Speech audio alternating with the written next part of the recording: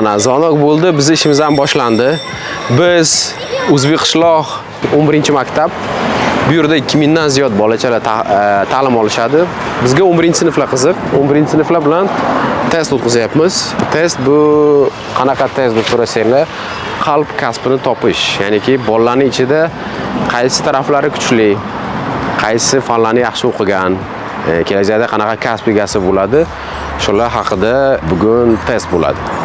Planimizda где-то 30 ta 40 ta bolani bugun test olish. Maqsad 6 ta sinf bor bu yerda. 6 ta 11-sinf, 200 dan ortiq bitiruvchi bolalar bor. Hammasini testировать qilib, hammasiga aniq javoblar berish. Kuchli taraflarini. Bizga omad, kuzatishda davom etinglar. Testlar boshlandi.